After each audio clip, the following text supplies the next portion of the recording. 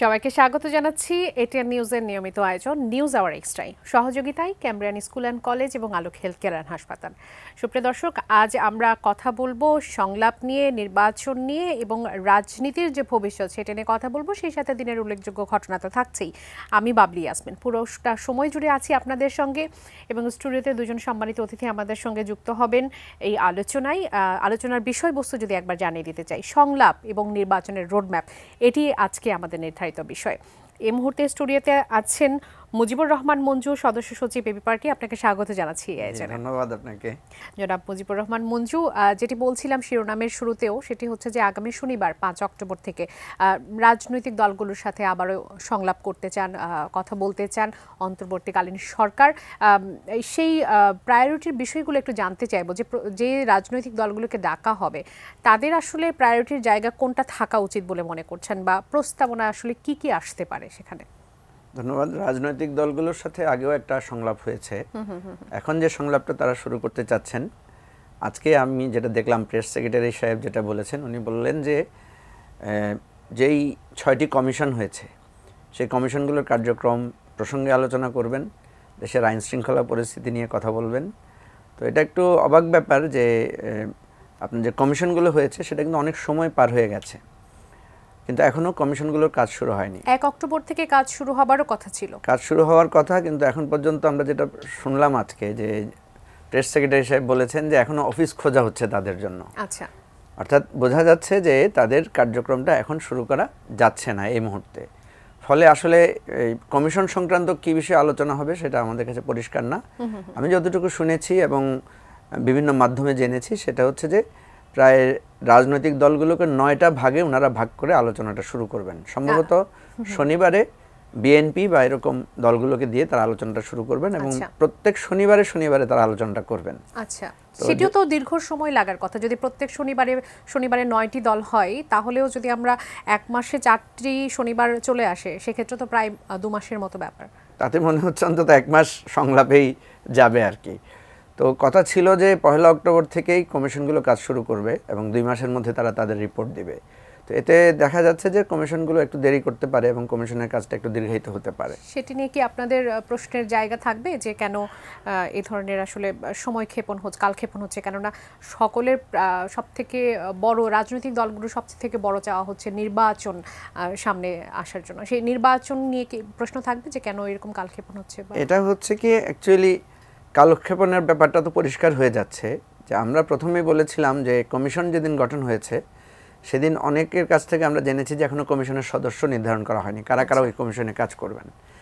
এরপরে দেখা গেল যে এর মধ্যে প্রায় অনেক সময় পার হয়ে গেল, প্রায় তো বলা যায় 1 মাসের কাছাকাছি, কিন্তু এখন পর্যন্ত কমিশনে সদস্য দেওয়ার ব্যাপারটাও তারা বলছেন যে এখন আমরা সম্মতি নিতে পারি না কারা কারা কমিশনে কাজ করবেন। এই সম্মতি আসলে কারা দেবে, মানে আপনার জানার মধ্যে আছে কিনা এই বিষয়ে? না, কমিশনে যারা সদস্য তারা যাদেরকে প্রপোজ করবে বা নির্বাচিত করবেন, এখন যদি এমনটা হয় যে আমাদের সাথে সংলাপে তারা আমাদের কাছ থেকে নাম চাইবেন যে আপনারা একটু নাম বলেন কে কে হতে পারে, তো আমরা ধরেন 5টা বা 6টা নাম বললাম প্রত্যেকটা কমিশনের জন্য। এরপরে তারা তাদের সাথে আলাপ করবেন যে আপনারা রাজি আছেন কিনা কাজ করতে। এর আগে আমরা যেটা দেখেছি যে আপনার যাদেরকে কমিশনের চেয়ারম্যান করা হয়েছে বা প্রধান করা হয়েছে তাদের অনেকের কাছ থেকে আমরা জানতে পেরেছি যে তাদেরকে আগে জিজ্ঞাসা করা হয়নি, তাদের মতামতটাও নেওয়া হয়নি। এবং আমরা দেখেছি একটা কমিশনের কিন্তু প্রধানকে পরিবর্তন করা হয়েছে। তো সেখানে শাহদিন মালিকের নামটা ছিল, সেটা পরিবর্তন করে আলী রিয়াজ সাহেবকে সেখানে অন্তর্ভুক্ত করা হয়েছে। এখন দুজনের জন্যই বিষয়টা কিন্তু একটু বিব্রতকর, কারণ একজনকে দিয়েছেন আবার ওনাকে পরিবর্তন করে আরেকজনকে দিয়েছেন। মোট কথা হচ্ছে আসলে আমি যেটা দেখতে পাচ্ছি সেটা হচ্ছে অন্তর্বর্তীকালীন সরকার কিছুটা কাজের চাপে আছে, এটা হতে পারে। আমি বলবো না যে এটা তাদের ইচ্ছাকৃত কোনো দীর্ঘসূত্রিতা, তবে এই যে এই নানা বিষয়গুলো আসছে, যে সমন্বয়ের অভাব, কিছুটা বিলম্ব, এটাতে কিন্তু সাধারণ মানুষ ভালোভাবে দেখছে না, তারা ভালোভাবে দেখার কথা না। কারণ সরকারের তো অনেক বড় অর্গান আছে, আপনার এই যে সদস্য নির্ধারণ করা, তাদের সাথে আলাপ করার জন্য তো পুরো অন্তর্বর্তীকালীন সরকার তো একসাথে কাজ করতে হচ্ছে না, যার যার কাজ সে করলেই তো কাজটা এগিয়ে যায়। আর যাদেরকে আপনি কমিশনের প্রধান করা হয়েছে তাদেরকেও তো দায়িত্বটা অর্পণ করা যায় যে আপনি কাকে কাকে নিয়ে কমফোর্টেবল, কাকে কাকে নিয়ে কাজটা করতে পারবেন। কারণ এই বিষয়গুলো তো আমাদের জানাই আছে। যাদেরকে এই জায়গাগুলোতে কমিশনের প্রধান করা হয়েছে তারা কিন্তু স্ব ক্ষেত্রে প্রত্যেকেই খুব সুখ্যাত মানুষ। তো সুতরাং তাদের তো একটা সার্কেল আছে বা তাদের একটা বিভিন্ন জনের সাথে, জনগোষ্ঠীর সাথে তাদের সম্পৃক্ততা আছে। সুতরাং তাদেরকে স্বাধীনভাবে কাজ করতে দিলেই আমার মনে হয় কাজটা এগিয়ে যেত। কিন্তু এখনও অফিস হয়নি, এখনও তাদের মেম্বার ঠিক করা হয়নি। আমি যতটুকু শুনেছি যে এখন পর্যন্ত তাদের টিওআর নির্ধারণ করা হয়নি, টার্মস অফ রেফারেন্স কী হবে। তো এই জায়গাটাতে কিন্তু রাজনৈতিক দলগুলোকে স্বাভাবিকভাবেই আমাদের মধ্যে একটা হতাশা কাজ করে বা একটা উদ্বেগ কাজ করে যে এখানে কেন এই দীর্ঘসূত্রিতাটা হচ্ছে। আমি না এটি নিয়ে একটু জানতে চাচ্ছিলাম যে এই সরকারের প্রধান কাজ তো আসলে সংস্কার, রাষ্ট্রের সংস্কার, যে জন্য এই 6টি কমিশন তৈরি করা হয়েছে এবং সেই 6টি কমিশনের কাজের মধ্য দিয়ে 3 মাস অন্তর নির্বাচনের একটি রূপরেখা আসার কথা, যেটি রাজনৈতিক দলগুলোর সবথেকে বড় চাওয়া এবং সবাই সেদিকেই তাকিয়ে আছে। সেখানে এই যে দীর্ঘসূত্রিতা বা যদি বলি, অনেকে বলছেন যে এটাতে আসলে ধোঁয়াশার সৃষ্টি হচ্ছে।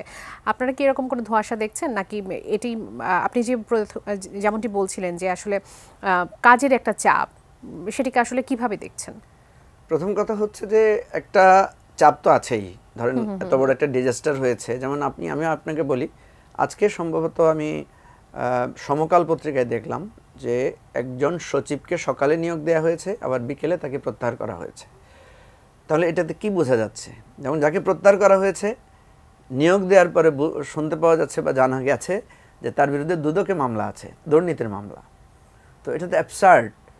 আমরা যেটা জানি যে জনপ্রশাসন মন্ত্রণালয়ে একটা বাছাই কমিটি আছে, একটা বাছাই প্রক্রিয়ার মধ্য দিয়ে এগুলো নির্ধারণ করা হয়। অর্থাৎ বাছাইটি কি প্রপারলি হয়নি সেরকম কিছু?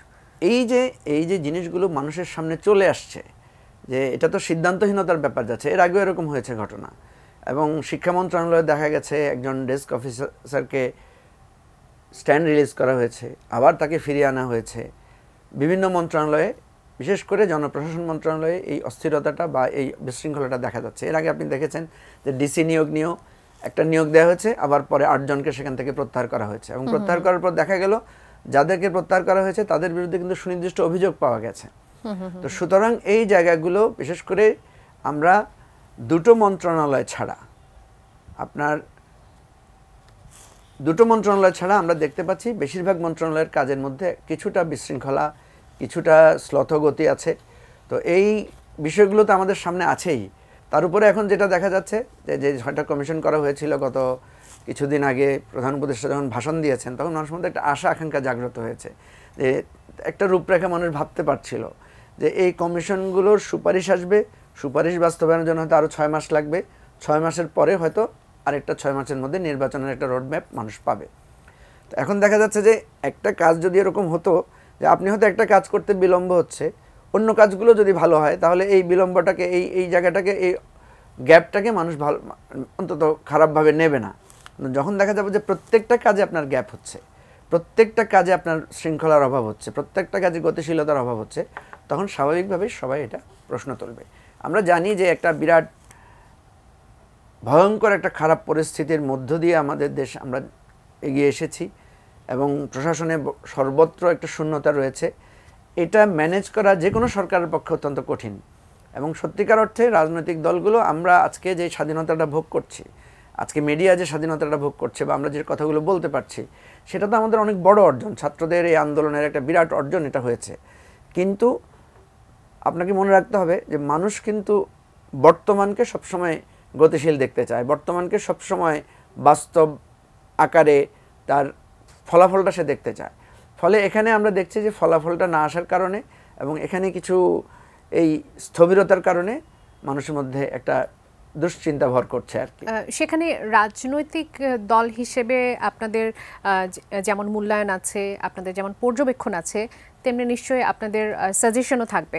এই যে অস্থিরতা, এই যে বিশৃঙ্খলার কথা আপনি যেটি বলছিলেন, সেখানে আপনাদের পরামর্শের জায়গা কি আছে বা সেটি দেবার সুযোগ আছে কিনা অন্তর্বর্তীকালীন সরকারকে, যে এই যে অস্থিরতা বিশৃঙ্খলা সেটি কাটিয়ে তারা কিভাবে উঠতে পারে? আমরা এ ব্যাপারে অনেকগুলো পরামর্শ দিয়েছি। প্রথম কথা হচ্ছে, দেখেন, সাধারণ মানুষের কাছে কিন্তু নির্বাচন বা সংস্কারের চাইতেও সাধারণ মানুষের কাছে সবচাইতে বেশি চাওয়া হচ্ছে আইনশৃঙ্খলা পরিস্থিতির উন্নতি। আপনি দেখেছেন গার্মেন্টস সেক্টরে একটা অস্থিরতা চলছে, সেখানে কিন্তু খুব বিষয়টাকে এখনও সরকার একটা ভালো জায়গায় আনতে পারেনি। দ্রব্যমূল্যের জায়গাটা, বাজারটা এখনও অস্থির। এরপরে আপনি দেখবেন যে জনজীবনে বিশেষ করে আপনি দেখবেন ট্রাফিক ব্যবস্থাপনা কিন্তু শহরে খুবই ভেঙে পড়েছে। আজকে আমি যখন এই স্টুডিওতে আসছি তখন প্রায় 2 ঘন্টা 2.5 ঘন্টার মতো রাস্তায় দাঁড়িয়ে থাকতে হয়েছে, জ্যামে পড়ে থাকতে হয়েছে। তো এই ঘটনাগুলো প্রত্যহ ঘটছে।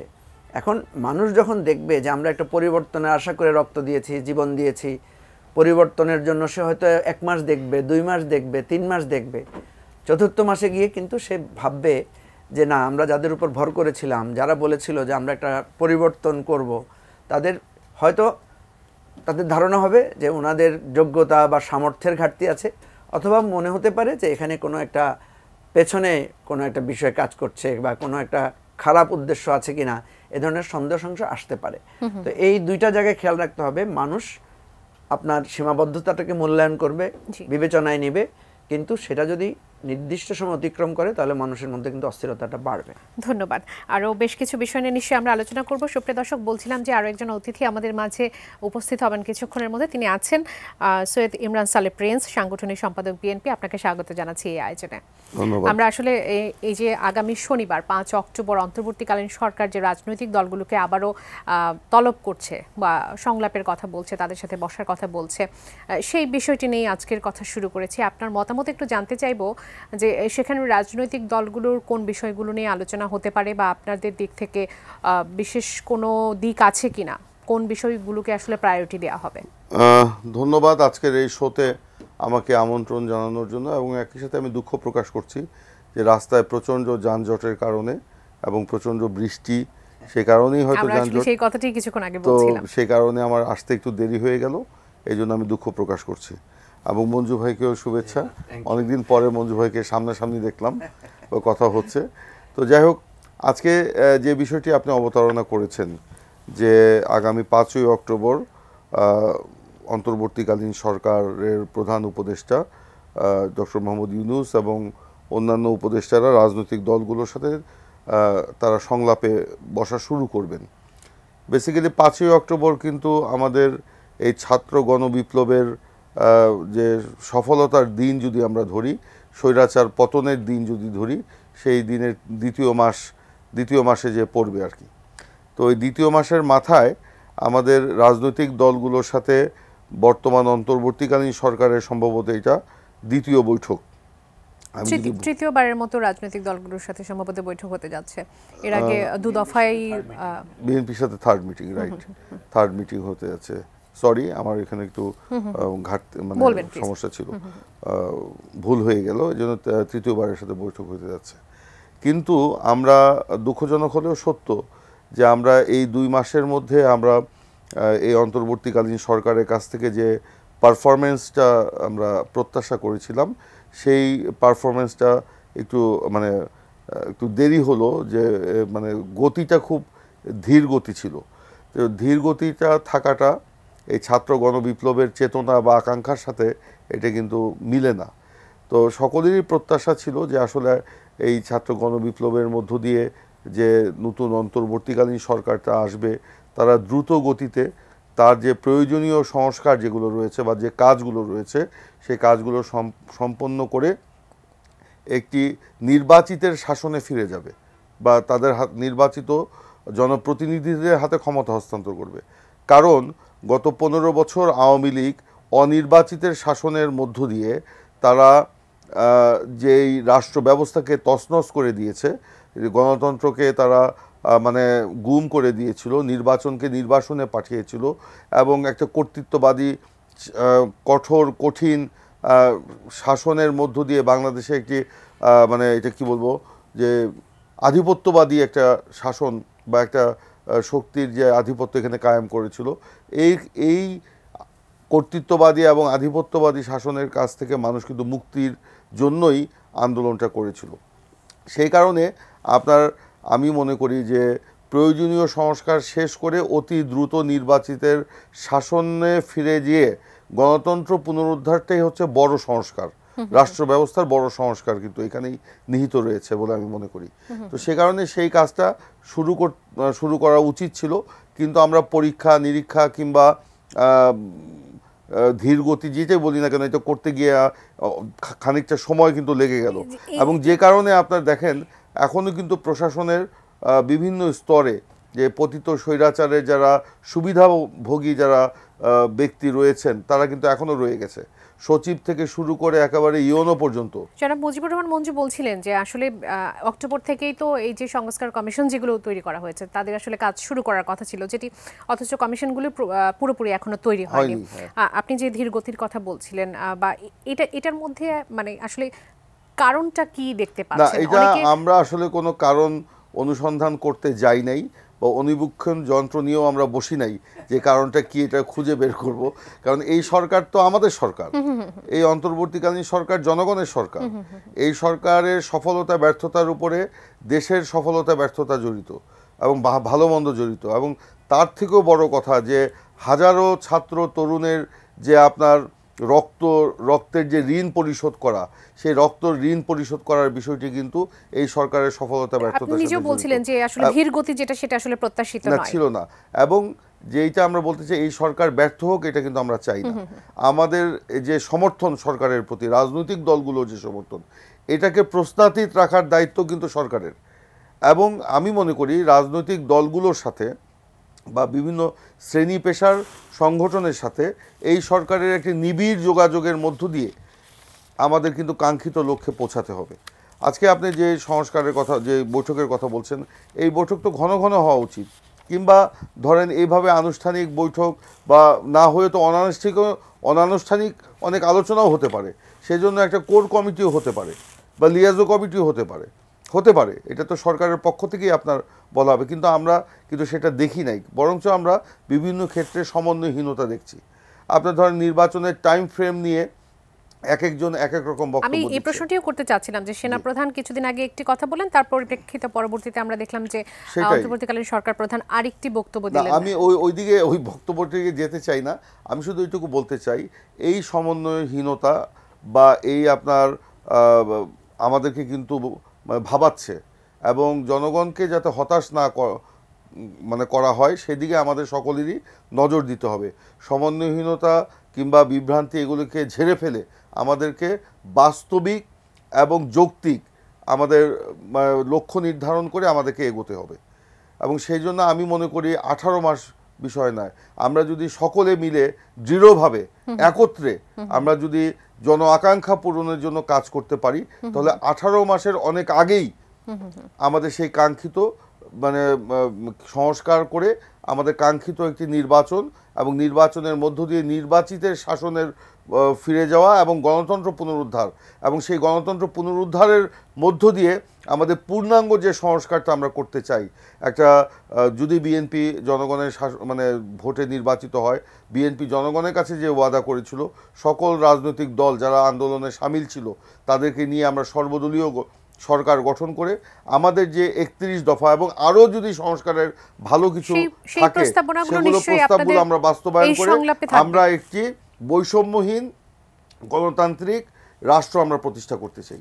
একজন দর্শক আছেন এই মুহূর্তে আমাদের সঙ্গে, স্বাগত জানাচ্ছি নিউজ আওয়ার এক্সট্রায়। আপনার নাম বলবেন এবং প্রশ্ন করবেন। আসসালামু আলাইকুম। ওয়ালাইকুম সালাম। খসরু বলছিলাম পিরোজপুরের কাউখালী থেকে। আমার প্রশ্ন করার আগে আমি ছোট্ট করে একটু মন্তব্য করি, তারপর মূল প্রশ্নে যাই। আমাদের দেশের নির্বাচন কমিশন এবং নির্বাচনের অতীত ইতিহাস খুব একটা সুখকর নয়।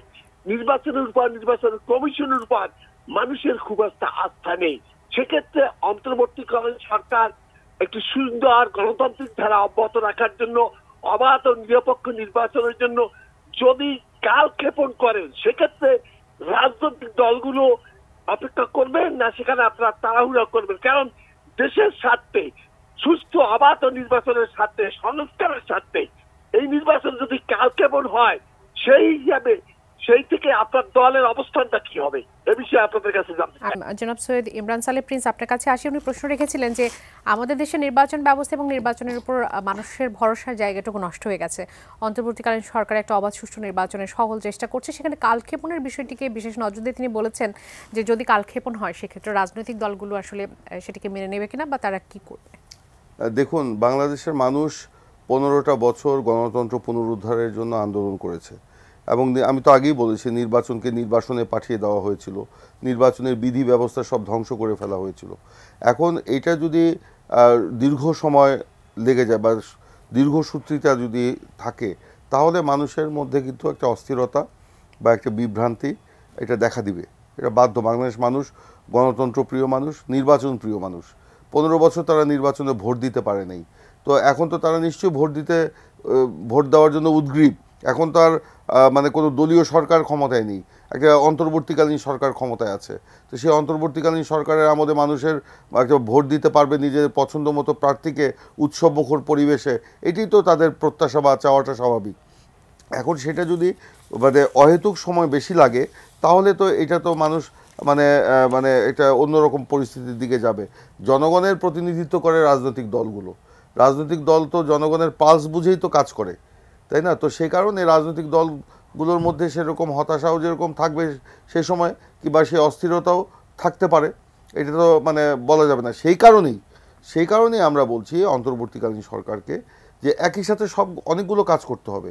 এটা তো এমন না যে আমি এখন এক গ্লাস পানি খাবো, তারপরে আমি ভাত খাবো, ভাত খাওয়ার পরে আমি ওষুধ খাবো, তারপর আমি পানি খাবো। বিষয়টা এরকম না। এটা তো একই সাথে আমার কাজগুলো হবে, যে সংস্কারের আলোচনাও চলবে, সংস্কারের প্রস্তাব তৈরিও হবে, ওইদিকে নির্বাচন কমিশন পুনর্গঠনও হবে, কিংবা ভোটার তালিকা যে আপডেট করা, সেটা তো একটা দীর্ঘ সময়ের ব্যাপার। সেটাও কিন্তু যদি একসাথে শুরু হয়ে যায়, তাহলে কিন্তু অনেকগুলো কাজ আমরা কিন্তু সামনের দিকে এগিয়ে নিয়ে যেতে পারবো। এবং আমি যেটা বলেছি, এই যে মূল স্টেক হোল্ডার তো রাজনৈতিক দলগুলো, বিএনপি বলেন, এবি পার্টি বলেন বা আদার্স পার্টি বলেন, তাদেরকে তো আস্থায় নিয়ে কাজ করতে হবে, তাদের সাথে নিবিড় একটা সম্পর্ক রাখতে হবে। এখন যদি এবি পার্টি না জানে যে গভর্নমেন্ট কি করছে, বা বিএনপি যদি না জানে গভর্নমেন্টের সেই আলটিমেট গোল কি বা প্রায়োরিটি কি, তাহলে তো সেখানে আস্থাহীনতার একটা ব্যাপার চলে আসবে। সেই জন্য আমরা যেটা বলেছি যে আমাদেরকে মানে নিবিড় যোগাযোগ রেখে, এই রাজনৈতিক দলগুলোর সাথে নিবিড় একটা যোগাযোগ রেখে অতি দ্রুত সংস্কারগুলো করতে হবে।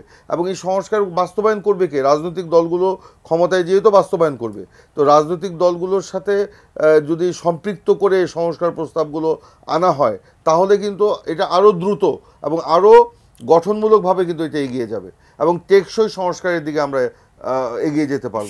সেই কারণে আমি কোনো গ্যাপ এখানে তৈরি করতে চাই না। আমি আবারও বলছি, এই সরকার হচ্ছে আমাদের প্রত্যাশিত সরকার, জনগণের সরকার। এই সরকারকে আমরা ওন করি, এবং এই সরকার যাতে ব্যর্থ না হয় সেই জন্য আমরা কাজ করছি। এই সরকারের বিরুদ্ধে যে ষড়যন্ত্রগুলো আছে, বিএনপি সহ অন্যান্য রাজনৈতিক দল মাঠে ময়দানে নেমে আমরা সেগুলো ষড়যন্ত্র ব্যর্থ করে দেওয়ার জন্য আমরা কাজ করছি। তো এইখানে সরকারের ব্যর্থ হওয়ার কোনো সুযোগ নাই, এবং জনগণের প্রত্যাশা অনুযায়ী সরকারকে কিন্তু এগিয়ে যেতে হবে। ধন্যবাদ। যেটা মুজিবুর রহমান মঞ্জু, আপনার কাছে একই বিষয় নিয়ে আরেকবার একটু জানতে চাই। আপনি ছোট করে কিছুটা বলেছিলেন, সেটি হচ্ছে 3 মাসের একটা সময়ের কথা বলা হয়েছিল যে সংস্কারের জন্য এই কমিশনগুলো সময় পাবে, অর্থাৎ ডিসেম্বরের শেষে বা জানুয়ারির শুরুতে তাদের একটু রূপরেখা দেওয়ার কথা ছিল। সেখান থেকে তো এখনো কাজ শুরু হয়নি, আপনি নিজেও বলছিলেন কমিশন প্রপারলি এখনো তৈরি হয়নি। সেখানে সেই 3 মাসের সময়টা যদি 6 মাস হয়ে যায় বা আরও বেশি হয়ে যায়, সেটিকে আসলে কিভাবে দেখবেন? না, প্রথম কথা হচ্ছে এখানে যে দর্শক প্রশ্নটা করেছেন, আপনি যে কথাটা বলছেন যে সময়ের ব্যাপারে অস্থিরতা আছে কিনা, ব্যাপার হচ্ছে কি, দেখেন ইউনিয়ন পরিষদগুলো কিন্তু বাতিল হয়ে গেছে, উপজেলা পরিষদগুলো বাতিল হয়ে গেছে। ইউনিয়ন পরিষদ বাতিল হয়নি, বাতিল হওয়ার মনে হয় সিদ্ধান্ত হয়েছে, আমি জানি না, বাতিল হয়নি। এটাও প্রশ্ন, এতদিন কেন ইউনিয়ন পরিষদ আপনার টিকিয়ে রাখা হলো? আচ্ছা, তো এটাও কিন্তু একটা বড় প্রশ্ন। এটাও একটা প্রশ্ন, কিন্তু ব্যাপার হচ্ছে কি প্রিন্স ভাই, আপনি যখন বাতিল করছেন তখন ওখানে কিন্তু একটা শূন্যতা তৈরি হচ্ছে। আপনি দেখেন উপজেলাগুলোতে কি হয়েছে, চেয়ারম্যানদেরকে সরিয়ে দেওয়া হয়েছে, ঠিকই আছে, এটা কারেক্ট ডিসিশন। তাহলে আপনি প্রশাসক হিসেবে দিয়েছেন ইউনোকে, এখন সেই ইউনো তো আপনি চেঞ্জ করেন নাই, তাহলে কি হলো, আওয়ামী লীগের উপজেলা চেয়ারম্যানের বদলে আওয়ামী লীগের ইউনো এখন সেখানে প্রশাসক হয়ে বসে আছে, আপনি টাইমলি সেই চেঞ্জটা আনেন নাই। এখন কথা হচ্ছে অস্থিরতার বিষয় কেন? ধরেন বিএনপিকে সবাই বলছে বিএনপি অস্থির হয়ে গেছে। আচ্ছা, বিএনপি অস্থির হওয়াটা কি অযৌক্তিক? ধরেন সে 15 বছর ধরে একটা সে নির্বাচনের জন্য সংগ্রাম করেছে, ইলেকশন করতে পারে নাই, একবার আবার ইলেকশন করেছে, ভোট কেন্দ্রে যেতে পারে নাই, এরপরে তো ডামি ইলেকশন হয়েছে, তাহলে তার এই অস্থিরতাটা কি অযৌক্তিক বলেন? কথা হচ্ছে যে বিএনপি কোনো অযৌক্তিক যুক্তি দিচ্ছে কিনা। আমি বিএনপিকে বলি, বা বিএনপি নেতৃবৃন্দের সাথে যেহেতু আমাদের খুবই ঘনিষ্ঠ যোগাযোগ হয়, আমরা বলেছি দেখেন আমরা কিন্তু গত 2 মাসে যা পেয়েছি, ধরেন আমরা যদি দেখি যে আমরা তো এত কল্পনাও করি না যে রাষ্ট্রটা এইভাবে পরিবর্তন হবে, এইভাবে স্বৈরাচার পালিয়ে যাবে, এইভাবে আপনার স্বৈরাচারের প্রত্যেকটা অর্গানের লোকেরা মানে লুকিয়ে যাবে, তারা অন্তর্ধান করবে। হ্যাঁ, এটাতে আমাদের বিরাট অর্জন বা এটা আমরা বলতে পারি যে দেশটা একটা জায়গায় এসেছে। এখন কথা হচ্ছে যে এই জায়গায় আপনি যারা স্টেক হোল্ডার যারা আছেন, আমরা আসলে চাচ্ছি কি? ধরেন আমরা রাজনৈতিক দলগুলো কি চাচ্ছি? আমরা তো সংস্কার চাচ্ছি। আমরা তো সংস্কার আসলে কিসের হবে? প্রথমত হচ্ছে সংস্কার হবে, একটা সাংবিধানিক সংস্কার লাগবে। কিন্তু কারণ যেহেতু বিগত সংবিধান ভেঙে পড়েছে, মানুষ সংবিধানকে ছুঁড়ে ফেলে দিয়েছে, আর মানুষ ছুঁড়ার আগে তো আওয়ামী লীগে ছুঁড়ে ফেলেছে। সেটা কি অন্তর্বর্তীকালীন সরকারের কাছ থেকে আপনারা চাচ্ছেন যে নাকি নির্বাচিত সরকার যারা হবে? অন্তর্বর্তীকালীন সরকারের কিছু সংস্কার সে যদি না করে, কারণ ধরেন এখন একটা বিরাট প্রশ্ন যে এই সরকারের বৈধতা কি? সংবিধানের যে সংস্কারের কথা বললেন, সংবিধানের সংস্কারটা তো লাগবে। ইলেকশন কমিশনের সংস্কার তো, কিছু সংস্কার তো তার অবশ্যই করতে হবে। সংস্কারের চাইতেও বড় কথা কি? বড় কথা হচ্ছে আমাদের যেটা পাওনা ছিল সেটাই তো আমরা পাই নাই। আচ্ছা বাবলি, আপনাকে জিজ্ঞেস করি, রাতে ভোট হবে বা আগের দিনে ভোট হয়ে যাবে, এটা কি আমাদের কনস্টিটিউশনে বা ইলেকশন আইনে আছে? নাই তো।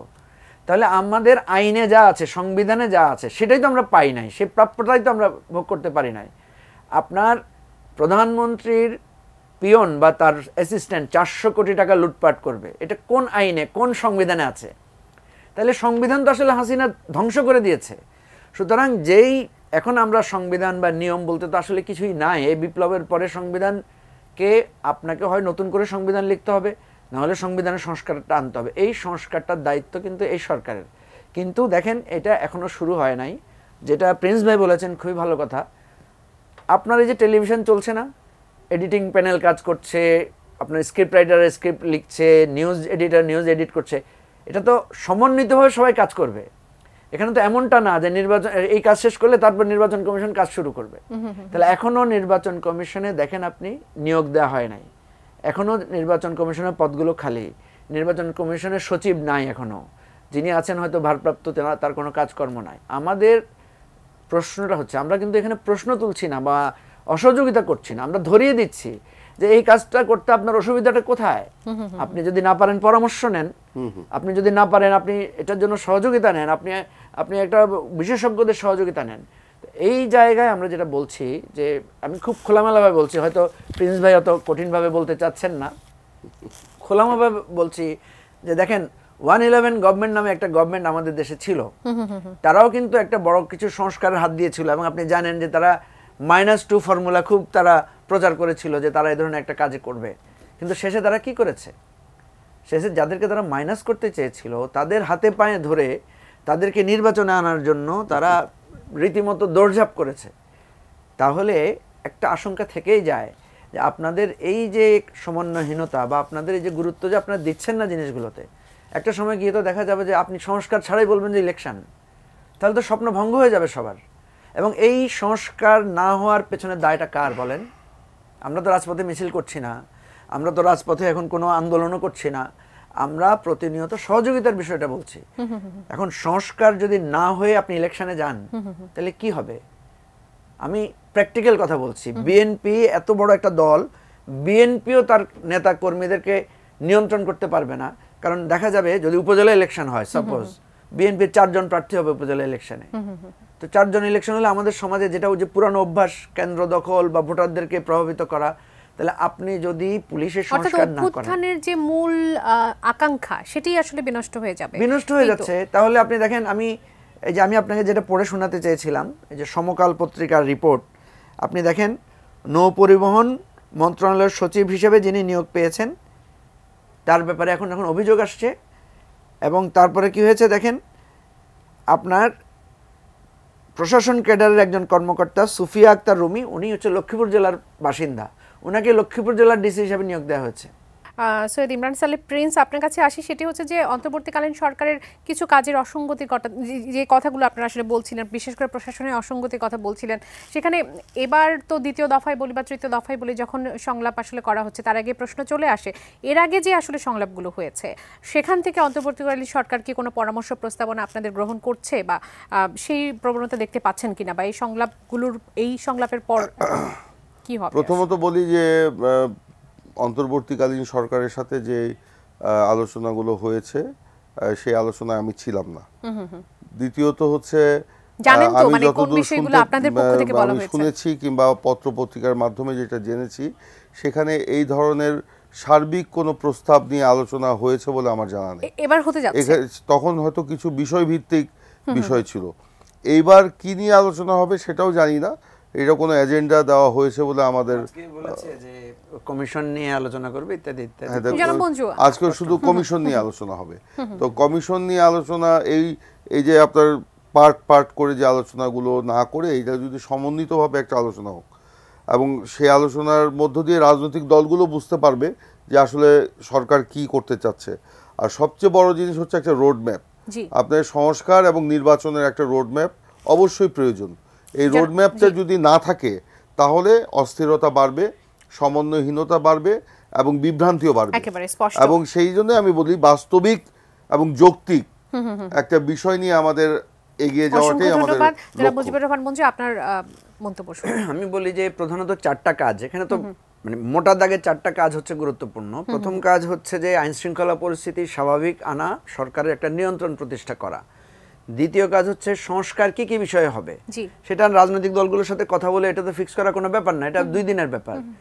থার্ড হচ্ছে এই ইমিডিয়েট যে গণহত্যাটা হয়েছে সেটার বিচার প্রক্রিয়াটা শুরু করা, কারণ এটা নিয়ে বারবার সবাই, কারণ রক্তের দাগ শুকাচ্ছে না, মানুষ আহত এখনো হসপিটালে এখনো মারা যাচ্ছে ছাত্ররা। চতুর্থ হচ্ছে নির্বাচনের একটা রোড ম্যাপ দেয়া, যেটা প্রিন্স ভাই বলেছেন। তাহলে এই 4টা কাজ তো রাজনৈতিক দলগুলোর সাথে একটা টানা বৈঠক করে এটা ফিক্স করে ফেলা যায়। কারণ রাজনৈতিক দলগুলোর তো এই ব্যাপারে বললেই হয় যে আপনারা কি কি সংস্কার চাচ্ছেন, আমরা কি কি সংস্কার করব।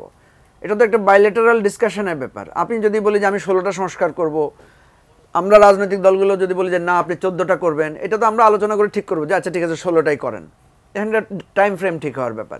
এই জায়গাটায় আমরা দেখছি যে কেন যেন এখানে একটা জিনিসের মধ্যে ঘুরপাক খাচ্ছে। আপনি দেখেছেন যে প্রধান উপদেষ্টা যখন প্রথম ভাষণ দিয়েছেন উনি কিন্তু বলেছেন আমরা একটা রোড ম্যাপ দিব। তো রোড ম্যাপ তো এখনো দেন নাই। আমরা বলছি না, আমরা চাপ প্রয়োগ করছি না, আমরা বলছি যে আপনার রোড ম্যাপটা দেন।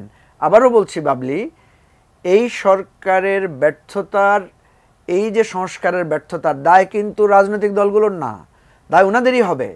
আমরা শুধু এই জিনিসটা পরিষ্কার করছি যে আপনারা কোথায় কোথায় ফেল করছেন। আপনি দেখেন এখন পর্যন্ত যে বিচার হওয়ার কথা, যে আন্তর্জাতিক ট্রাইব্যুনাল, যেটা অপরাধ ট্রাইব্যুনাল, সেখানে এখনো বিচারক নিয়োগ দেওয়া হয় নাই। জি জি জি।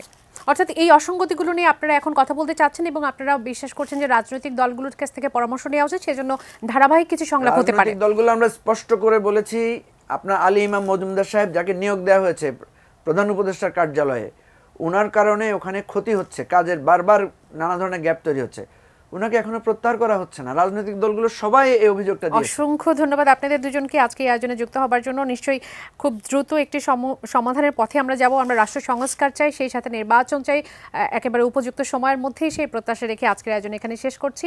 আগামী পর্ব দেখার আমন্ত্রণ জানিয়ে বিদায় নিচ্ছি। ধন্যবাদ সবাইকে।